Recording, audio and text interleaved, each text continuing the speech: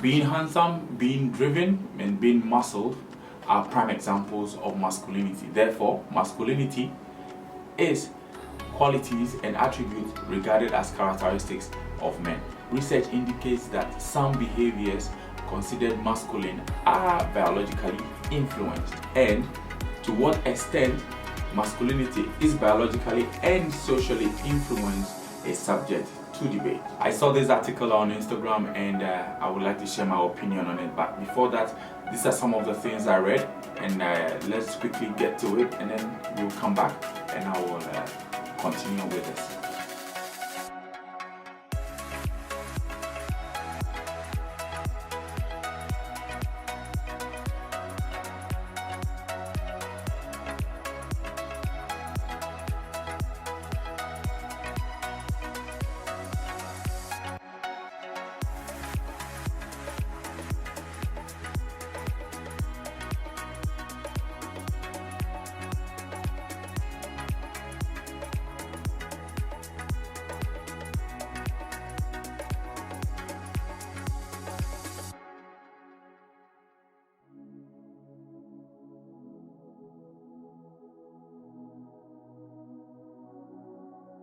Upon seeing this post and reading a lot of the answers or what people wrote, I realized it's either I don't identify myself to have experienced toxic masculinity, so that means I am on the giving side. Therefore, I felt I need to touch more light on this and then share my knowledge so somebody can also see it, or somebody can also understand it, and then know that it is not cool to have this toxic masculinity attributes within you, so that the world can be a peaceful place.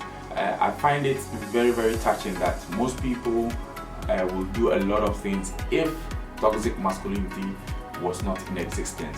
So hopefully this can also get to somebody who would also regress from showing toxic masculinity, so the world can be a beautiful place. One of these toxic masculinity behaviors is being stoic. We are given the message that we need to be self-reliant, we need to be strong, we need to be independent in the community, so we can achieve a lot in terms of business, in terms of life, in terms of even finding a partner, and that being vulnerable will cause men to be ridiculed. One other toxic behavior when it comes to masculinity is being promiscuous. There is a well-known double standard regarding perception of the male versus female promiscuity, with men being praised by their peers and even called names, while rejecting women with multiple sexual partners and are sometimes called slut. I went to a boys' school. Most of the time we praise each other for having multiple sexual partners or for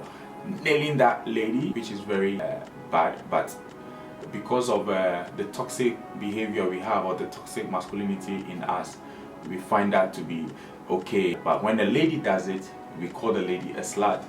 Statistically, men commit more violent crime than women. There are numerous reasons for this, but there is a clear link between male instigated crime versus that of a man using aggression and violence to prove his masculinity and bolster confidence in their masculinity identity. Many men are programmed to react negatively to homosexuality, as it is a sign of deviating from the traditional male stereotype. Through popular rhetoric, and when boys are learning about gender role, men are taught that to be homosexual is less masculine. Therefore, championing homosexuality is the unalterable norm. One study found that over a quarter of men thinks they should have the final say in a relationship. Over a third of men believe that they need to know where exactly their female partner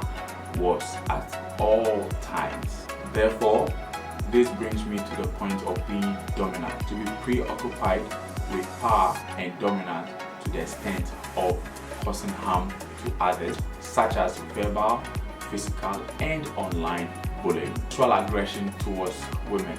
I find myself in this position because this is a broad topic where you make utterances towards women thinking you are praising them, but to some extent it is a sexual harassment.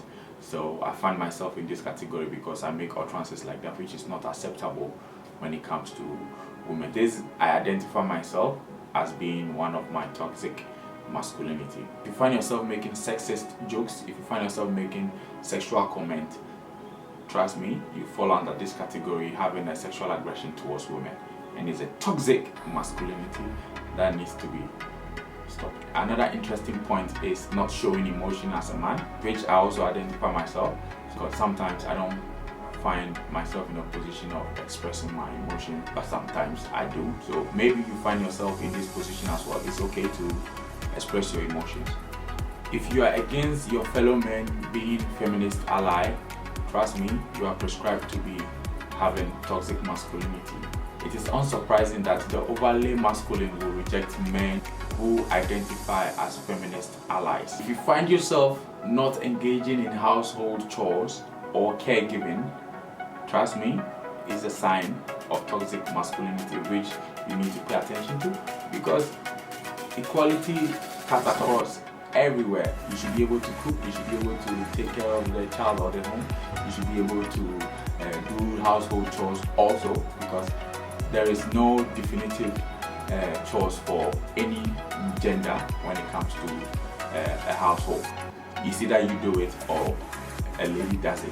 Whichever way, it is not identified as a female chore or a male chore. Who can do it, just do it, and then that's it. Again, I find myself doing this a lot, taking risk or risk taking as a sign of male dominance or as a sign of toxic masculinity. In a way, it's not a bad idea, but if you like taking risk to show a sign of dominance, it's also termed as a toxic masculinity. So if you find yourself also in this position, that is also not good for you. With all this said, how do we end toxic masculinity? Most people use their positions to perpetuate more toxic masculinity where they find themselves, and also use it to protect their position. By perpetuating its myth, by practicing its values, power holders can defend their position in a male hierarchy. Let's say, for instance, if you look up to a hyper-masculine man or someone who you admire, it is very difficult for you to hold them accountable for their actions. Therefore, they get away with so many bad behaviors, or they don't get criticized for their bad behaviors. Therefore, it is when we take a stand against this behavior, reject aggression, dominance, and all the other toxic masculinity traits, and all the other toxic masculine characteristics as masculine norms, that the hierarchy will crumble. Boys learn to be men from the men in their lives, from their own experiences navigating the social norm, and from the large social and cultural context. This is by the American Psychological Association, and I believe we can agree. Men are the disciples of their toxic masculinity. Men are the perpetrators of violence against women. Men are responsible for taking stock of their actions and correcting their course. On that note, the next generation must be well taken care of, and I leave you with this question. When boys look up to men of today, do we want them to imitate a culture of violence? I hope this topic got to you. I hope this topic is of interest to you, and I hope you like it. So if you did, don't forget to share, don't forget to subscribe. Sani Vlogs, Sani Dance GH. I bring you lifestyle, travel, and dance videos just for you to enjoy, and I hope you can share for others to also watch. Thank you very much for joining this episode. It is a topic which I find very interesting and very, very important that we talk about, or we keep talking about, so we can stop toxic masculinity, period. Thank you very much. Stay safe. Make sure you wear a mask always, and have a great week.